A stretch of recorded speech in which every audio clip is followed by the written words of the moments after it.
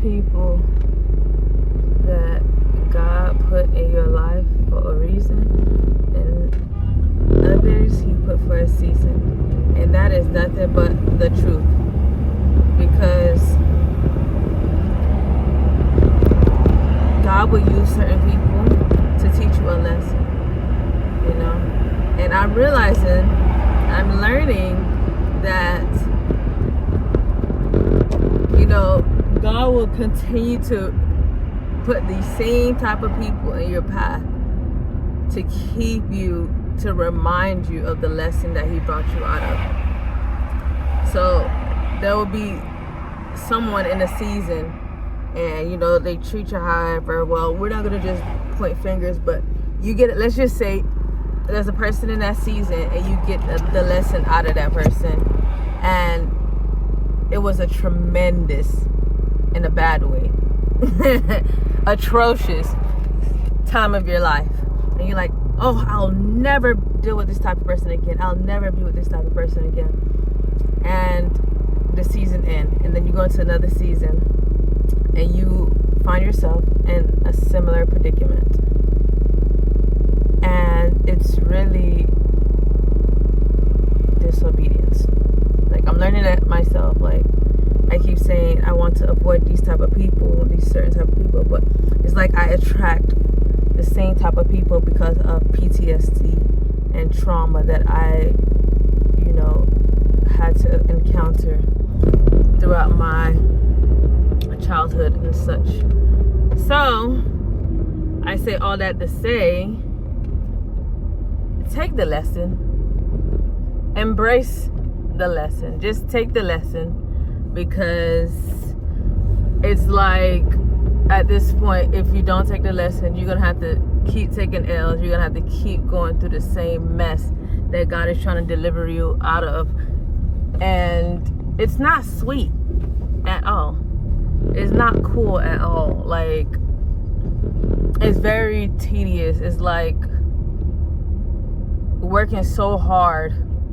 Let's say you on the job and you just clean the whole aisle, and it took you like 5-6 hours to clean one aisle, right? And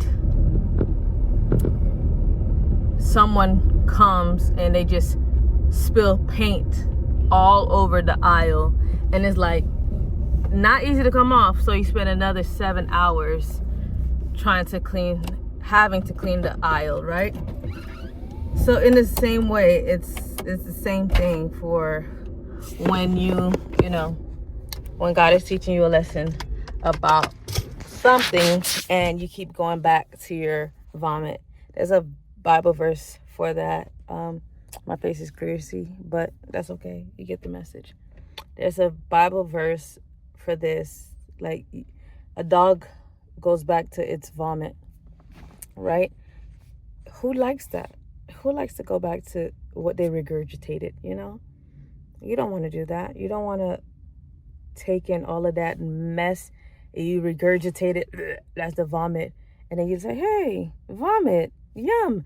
And then it's the cycle all over again. So the lesson in this is, like, not to repeat, and do not go back to the same thing God delivered you out of. That is me right now. Currently, like, God delivered me out of so much, and it'll be foolish for me to go back to what He delivered me out of, because this was the longest season, one of the longest seasons of my life. But I definitely took the lesson out of it, and I promise you, Lord, like, I ain't going back. I'm not going back, because it makes no sense to go back. And it's another verse that just popped up to my head, like Lot's wife. Remember Lot's wife? Like, when she looked back, she turned to a pillar of salt. Like, as much as you want to go back, don't go back. It don't matter what it is. It don't matter who it is. Do not look back. God is blessing you. Keep going forward. What He has for you is better than what He had for you. The past is the past. Okay? I seen a sign on the billboard while I was driving the other day. It says, the past is in your head. The future is in your hands. So don't look back. This is for me and this is for you. Let's not look back. Promise? All right, promise.